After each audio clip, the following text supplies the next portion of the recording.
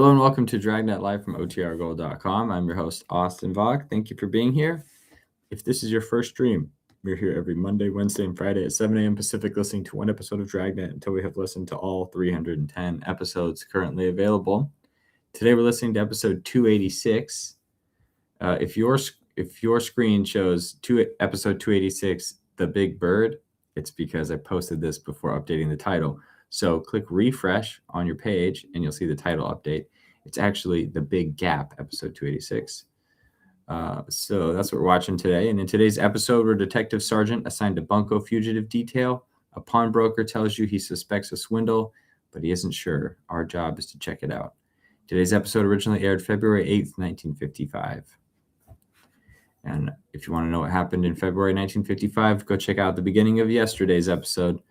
And if this is the first video you stumble across and you like this type of content, be sure to click the subscribe button. And now I realize every time I say subscribe on YouTube, people's subscribe button should have a little animated thing. So go click the animated thing. Subscribe.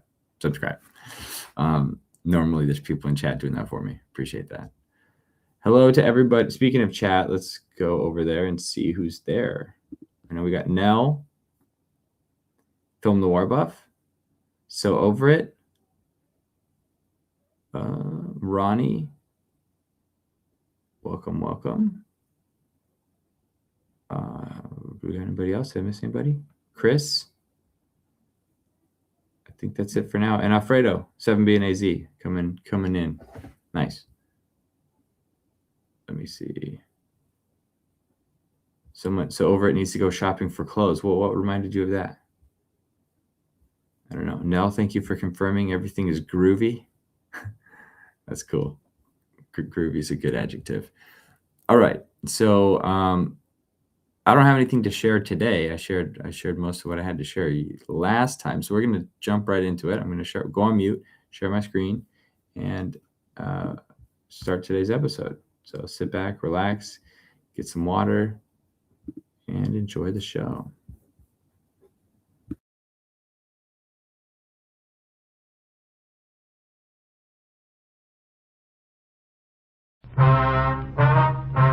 Dragnet. Ladies and gentlemen, the story you are about to hear is true. The names have been changed to protect the innocent.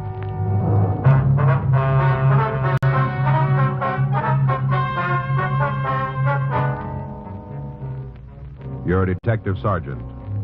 You're assigned to Bunko fugitive detail. A pawnbroker tells you he suspects a swindle. He isn't sure. Your job? Check it out.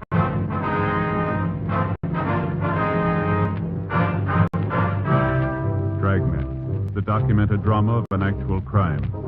For the next 30 minutes, in cooperation with the Los Angeles Police Department, you will travel step by step on the side of the law through an actual case transcribed from official police files. From beginning to end, from crime to punishment, Dragnet is the story of your police force in action. It was Wednesday, May 18th. It was cool in Los Angeles. We were working the day watch at a Bunko fugitive detail. My partner's Frank Smith. The boss is Captain Didion. My name's Friday. I was on my way into the office, and it was 7:55 a.m. when I got to room 38. Bunko fugitive. Never know. Hi, Joe. Morning. You remember Fred Alpin? Oh, sure. Hi, Fred. Hi. Hold my own, Sergeant. Well, what's new? I'm not sure. Maybe just wasting my time. Yours, too. Fred thinks he stumbled onto a con game, Joe. All right? Don't look that way to me, anyhow. Yeah. Well, what's the sting? Well, I was just telling Smith here. Yeah? A fella came in last night, a little guy. He was kind of timid. Probably never been to a pawn shop before. At least he wasn't a steady. You know, I could spot them straight off. Yeah. Wanted to pawn a ring. Got a big green stone. Fancy setting. All gimmicked up, you know. Mm-hmm. Man's ring. Real fancy, though. Asked me what it was worth. What'd you tell him? Worth $20, maybe 25. Is that what you told him? You know I can't loan full value. You know that. Mm-hmm. I offered him $5. I would have gone up to 10 if he'd have pressed me. That's better than a lot of brokers would give. Did you take the 5? Are you kidding? He went all to pieces. Thought he was going to have a hemorrhage. Started calling me a crook. Said the ring was an emerald. Shouted, screamed all over the place. It's an emerald, he said. A $5,000 emerald. That hunk of glass. Are you sure you didn't make a mistake, Fred? Now, I ask you, Sergeant, would anybody try to pawn a 5G emerald with me, I ask you? Uh-huh. Glass, that's what it was. Green glass. A nice setting, though. What do you think, Joe? Well, the old diamond switch, maybe. Could be. Sounds like the only difference is the color. You get his name, Fred? Yeah, I asked him. He just shouted and carried on, though. He wasn't making any sense at all. Got his license, though. Oh? Yeah, he was parked right in front of the place. Got the number when he drove off. Thought you might want it. Mm-hmm. I wrote it out. Put it in my pocket. It should be right here. Now, wait a minute. Oh, yeah, here it is. A match folder on the inside. You make it out all right? Yeah, I think so. We'll check it. Uh-huh. Might be a good idea if you got right on it, huh? What do you mean? Well, just before he left my place, he stopped all that carrying on. I think it sunk in what I told him about the ring being no good. Yeah. Got real quiet, you know, kind of like he was making up his mind about something. Yeah. Asked me to sell him a gun.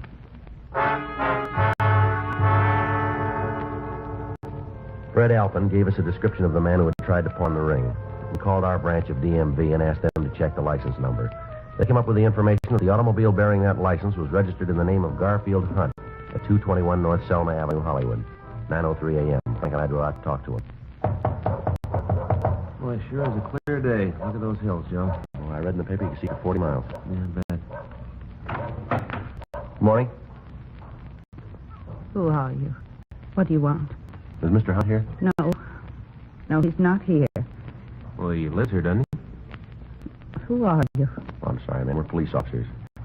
Police? That's right. This is my partner, Frank Smith. My name's Friday. Where is he? What's happened to him? Mind if we come inside? It'll be a little easier to talk. Oh, yes, of course. Oh, I forgot. Sofa's still made up. Slept down here last night, so I'd be near the phone. I thought he might call. Thought somebody'd call. Your husband didn't come home. Never happened before. Not in 37 years. Yes, ma'am. Just let me fold up that blanket so you Here, can I'll sit give you a down. hand, man. Oh, thank you. You got any idea where your husband might have gone, Miss Hunt?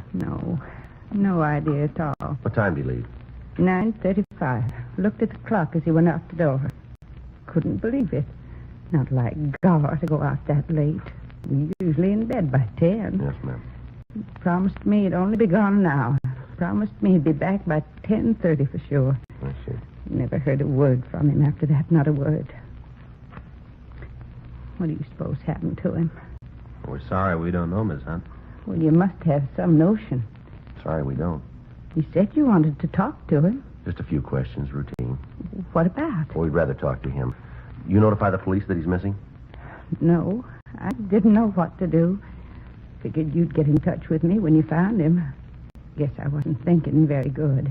Never happened before. Yes, ma'am. Are there any friends he might be staying with, relatives? We don't know anybody else from Los Angeles. I see. Just moved out here last winter from Kansas. Children are grown up, settled. Gar sold the business. We moved out here. Kansas winters can be pretty cold. Yes, ma'am. Is your husband retired? Yeah, he should be. He worked hard all his life. He deserves the rest. Had a little trouble with his heart last year. No, not a real attack, but the doctor told him to take it easy. Mm-hmm. Not Gar, though. Wasn't out here 2 months before he got all restless and fidgety. Just couldn't take it sitting around the house. Started up again. In business? Yes, sir.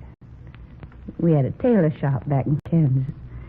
Gar found a new business district opening up in the San Fernando Valley off Magnolia Boulevard. They were renting cheap, you know, right at the beginning, wanted tenants. Mm-hmm. He didn't do much business at first, but things have been getting better. Gar's a good tailor. A lot more careful than most. Learned his trade young. The days when there were tailors. Yes, ma'am. You try to reach him there at the shop? I called last night 3 or 4 times. This morning, too. Nobody answered. I see. You think you can find him? We'll do our best. I guess maybe I should have notified you last night. Yes, ma'am. I didn't know what to do. Thought you'd get in touch with me if something happened. Well, better to call us first. Yeah, I guess so. Then it might not happen.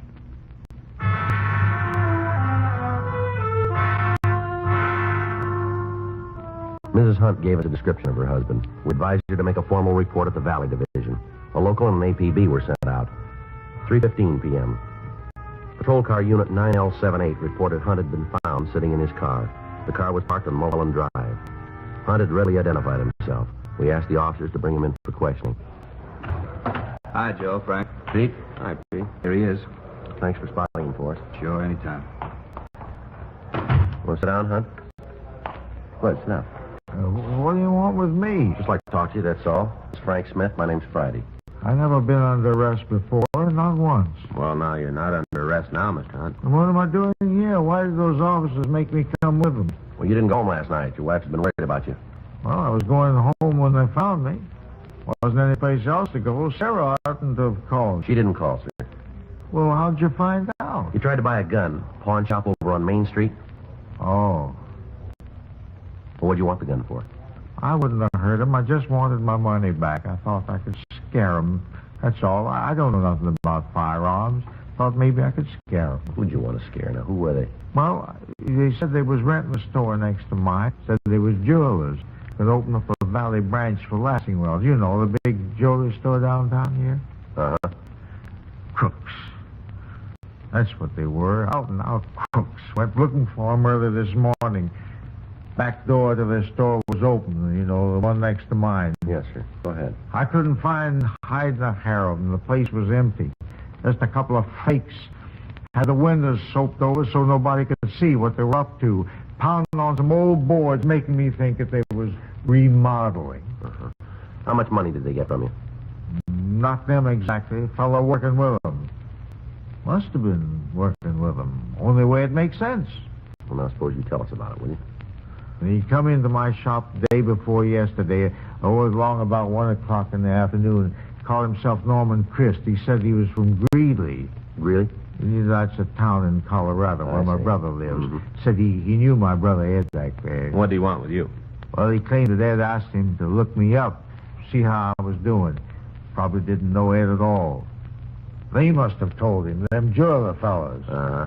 I got to thinking back. Remembered I mentioned having a brother in Colorado one day when we was having lunch. Told him the town, too, Greeley. What happened then? Did he sell you the ring? Oh, you know about that, too? Well, you tried to pawn it, didn't you? No, sir, not really. I just wanted to find out how much it was worth so as I could tell Sarah, you know, I was going to surprise her. Figured that I'd give him another day before I tried to sell it. Well, how'd you happen to buy it? Oh, I wasn't buying it outright. I was just loaning him on it. Mm-hmm. Told me he had a chance to option some property out near Encino. Real bargain. Said he had to close the deal by 5 p.m. that same day. He needed cash for a clincher. Mm-hmm. Had to get the money from Colorado. That's what he said. He was afraid he wouldn't be here in time. He couldn't go to the bank. Didn't have any credit in L.A. Uh-huh. Needed $3,000. He said that if I'd loan him the $3,000, he'd give me back $4,000 first thing the next morning. Offered me his ring for security. He said it was worth $7,000 easy. Said it cost him more than that. You hand the money over? No, sir, not by a darn sight. Told him I didn't have $3,000. I told him straight out. Uh-huh. Said all I had was $1,500 in my savings account. I guess I shouldn't have said that. Very nuts, sir. He told me he might be able to swing it for $1,500. He'd have to go out there and see him in person. Said he'd come back. Did he leave then? No, not right away. I stopped him. I told him there wasn't no point in coming back. I'm no jewel, I said. How do I know that ring's worth $7,000? Told me to get it appraised while he was gone. Told me to take it to any jewel I wanted to. Seemed like he sure trusted me. Leaving a valuable ring like that kinda sold me on him. Mm-hmm. I went next door to ask those fellas who said there was jewels. Place was locked up, so I figured they was still out to lunch. Mm-hmm. I figured maybe they was in the drugstore down on the corner, see? Did you find him up there? Yes, sir. What did he say about the ring? Perfect emerald. That's what they said. One of them put a gadget up his eye, looked through it. You know what I mean? Yes, sir, I know. Perfect emerald worth $10,000. Not the flaw in it. Mm-hmm. Acted like they thought it was mine. Offered to buy if I wanted to sell. I told them about the other fellow. That he needed $3,000. I told them the whole story. I did. Uh-huh. They said they'd loan him $5,000 without batting an eye. Offered to make out a check right then and there. Kind of took my wind away. They were so anxious. I said maybe we could go in 50-50. They put up 1,500, I'd put up 1,500. That way, the guy would have 3,000 if he still needed that much. We could both make a little profit, you know. Mm-hmm. One of them asked me how I wanted the check. Should make it out to me. I told him, oh, make it out to cash. You remember how he signed it? Jones. Quincy Jones. That's the name I knew him by. Other one called himself Wyatt Truesdale. I don't think that's their real name. Do you? Probably one of those, what did you call them? Aliases. Yes, sir, yeah, that's it. Well, anyway, I went over to my bank and drew out the 1,500. About 2:30, the fellow came back, the one who gave me the ring. Yeah. Said he tried to talk the real estate people into being satisfied with 1,500. Wouldn't come down. Insisted on the whole 3,000. I told him not to worry, that I had it. Give him my 1,500 in the check. He said the check would be okay, seeing as how it was on a local bank. He promised that he'd pay me back the next morning. That'd be yesterday. Yes, sir. And when he didn't show up, I wanted to make sure just how much it was worth, the ring. Mm-hmm. In case something had happened to it. In case he didn't come back for it. That's why I went to the pawn shop. Mm-hmm. Offered me $5 for it. The man in the pawn shop. Couldn't believe him at first. Said it was just glass, hunk of glass. Then a great light broke on me. How I'd been tricked. All of a sudden it come to me. Well, why'd you stay out all night? Why didn't you go home? Well, you see, sir, I couldn't face Sarah. I knew I'd been swindled. $1,500. Every cent that we'd saved. Been married 37 years. It was Sarah's money, too. You know. Mm-hmm. Not just because she's my wife. To help earn it. Well, we'll try and get it back for you, Mr. Hunt. Not much to show for 37 years, is it? That's what I kept thinking while I was sitting in my car up there in the hills. All day long, just kept thinking. 37 years. $1,500. I'll have to tell her, won't I? Well, sir, I think that's up to you.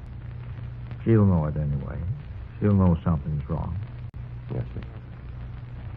Too late to start all over. We won't have them. There's not a chance. Have what, sir? Another 37 years.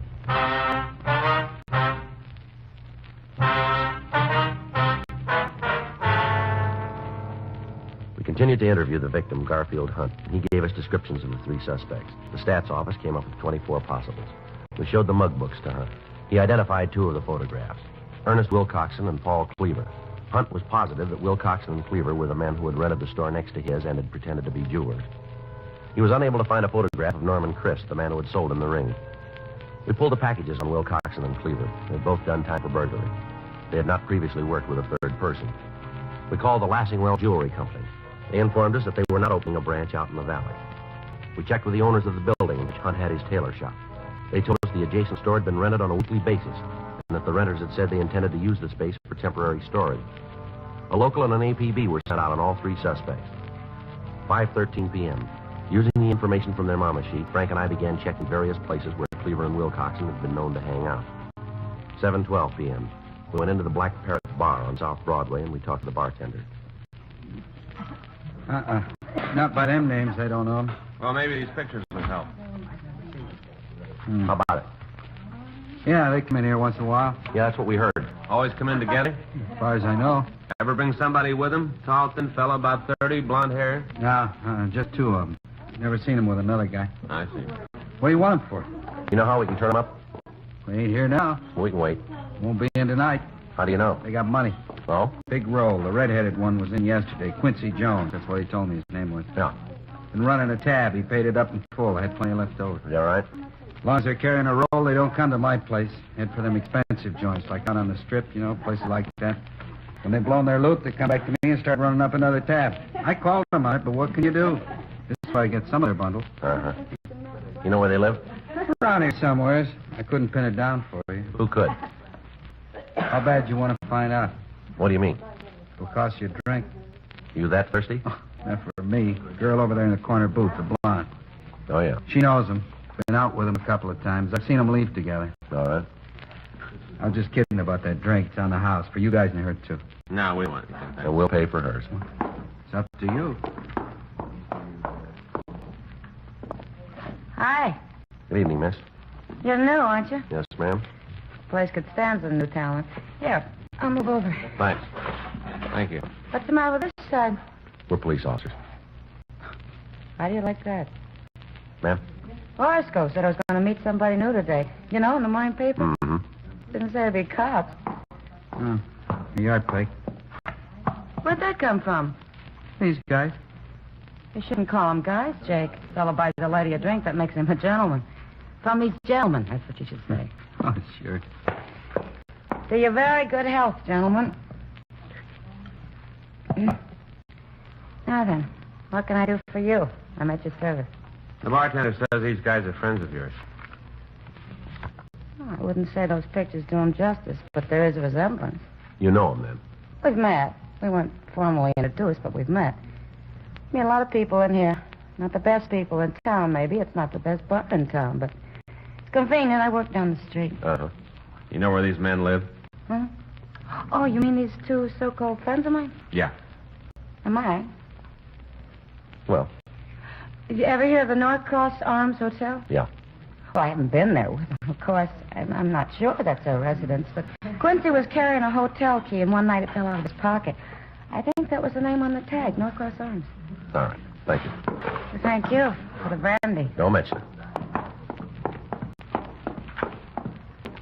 All right, what do we owe you? 6 bits. She drinks good stuff. There you go. Keep the change. Looks like I got one decent break. That's so? Them paying their tab today before you pick them up. No, they didn't pay it. Huh? Who did? Man named Hunt.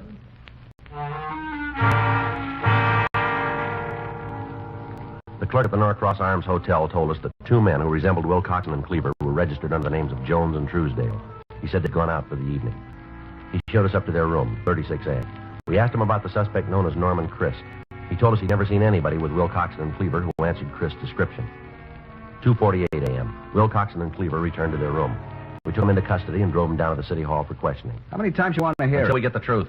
Does Hunt say he gave us any money? He never gave us a cent, did he, Ernie? No, we even paid his lunch tab a couple of times. That's right. Always managed to out-fumble us. Owes us a couple of lunches. He paid him back. What? $1,500 buys a lot of lunches. What, 15? You got your share. You've been spending all over town. Hunt say he gave it to You us? still had over $600 when we picked you up. Now, where'd it come from? Hollywood Park. Picked 3 long shots yesterday. You want the names of the horses? Where's Christ? Told you before, never heard of him. Who is he? The guy you worked the game with. Never heard of him. You want to take this rap yourself? What rat? Why'd you rent that store out in the valley?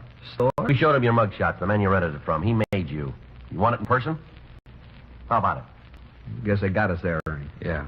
We were going to open up a bookie joint. Is that right? Yeah, we changed our minds, looked the situation over, decided it might get a little warm out in the valley, and cleared out. Bookie joint, huh? That's right. Not a jewelry store. What are you talking about? Us? Jewelers? Ernie and me? That's what you told Hunt. Nothing of the kind. Laid it on the line. Told him we were bookies. Just between us, he was kind of pleased about it. Likes to play the horses himself. Liked the idea of being able to lay a bet. So convenient. You're a liar. Now, look. Say, maybe that's what happened to his money. Maybe he lost it on a nag. Come on, let's try it again. Now, why'd you rent the store? You're going to get the same answers. Same questions, same answers. It's a waste of time. We got plenty. 72 hours. That's all you got. You can hold us on suspicion for 72, then you can turn us loose unless you prove something. We'll prove it. How? We didn't take any money from Hunt. Nobody says we did, even him. If he was a mark for this, what's his name, Chris? That's right. How do you wrap us into the package? Hunt never saw us with him. Nobody saw us with We'll him. find somebody. 72 hours, and you got to turn us loose. That's the law. Is that right? We know the law. Why'd you break it?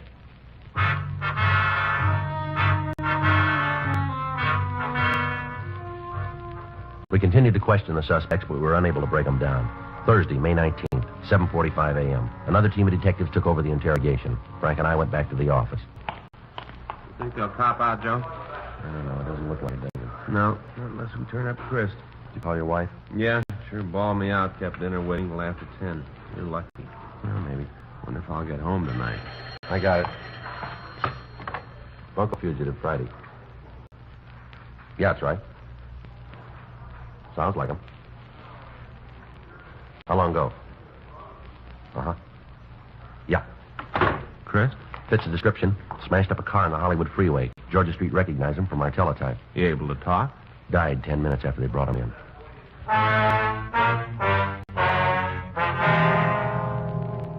At the morgue, the victim, Garfield Hunt, identified the body. He was positive it was Norman Christ, the man who had sold him the ring. Will Coxon and Cleaver were also shown the body. They denied that they'd ever seen Christ before. The next day, Friday, May 20th, the evidence against Will Coxon and Cleaver was taken to the district attorney's office. The complaint was refused. The evidence was deemed insufficient to bring the matter to trial at this time. Will Coxon and Cleaver were released. 6:05 p.m. Frank and I got ready to sign out. Well, that really tears it. Sure does. The DA's office knows they're guilty. We know it and can't do a thing. Yep. I guess we've been wasting our time, Joe, just fanning the ball. Well, I'll tell you, we've spotted them, and they're going to stay spotted. Yeah. Next time they move in on a mark, we'll make it stick. It wouldn't be very smart of them to try it twice. They're not smart. Huh? They tried it once.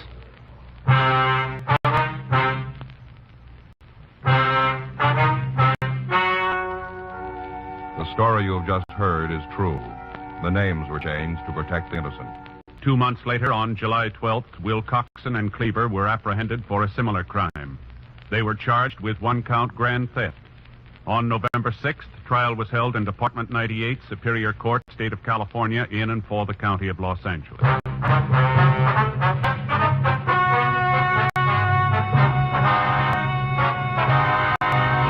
Ernest T. Will Coxon and Paul Cleaver were found guilty of 1-count grand theft and were sentenced to a term prescribed by law. Grand theft is punishable by imprisonment in the county jail for a period of not less than 1 year, or for a period of from 1 to 10 years in the state penitentiary.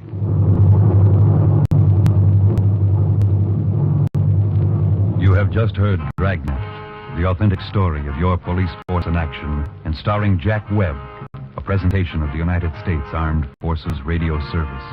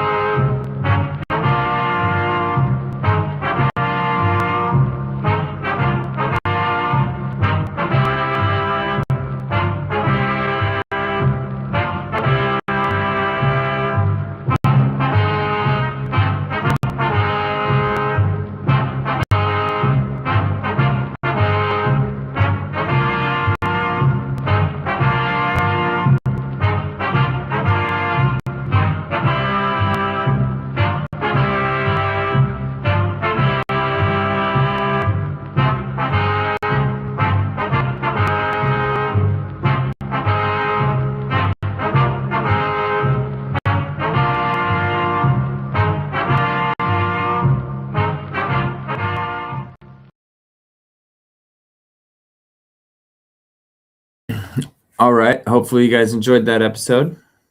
I asked early on about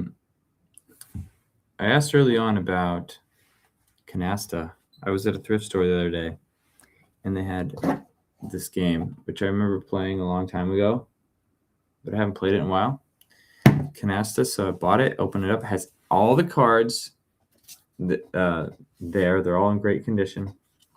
The challenge, though, was that it's like, not the challenge, but this box is huge because it's supposed to come with a custom card holder, which it didn't have.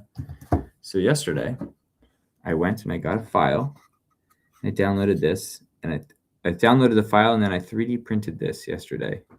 So this holds the card deck like that. Isn't that cool? And then during part of this game, sometimes the cards are laid sideways like this, which is why it's got this big gap right here, but not the other way. But it's been a super long, and since I played this. If you've played it recently, let me know. Is it still fun? Mary says, I love thrift stores. Me too. I go in. I remember as a kid, that's where most of my clothes would come from. That was less fun because, one, I just didn't have the patience. If you have patience to look through stuff, you can actually find a lot of cool things. But now what my favorite thing to do in a thrift store is go look at their games section, because normally they have, it's like people will receive a game as a gift, and maybe some people don't like tabletop games or board games as much as others, and they're lightly used, and then they give them away. This thing cost me $2 or $3 max, I think, this game. And it's fun. So next time you're at a thrift store, next time you're at your local thrift store, go check out the game section. And if you find anything cool, tell me what you got. I like tabletop games. Wait, nice. My son 3D printed a picture of Lucy. Like, I Love Lucy? Or is Lucy your dog?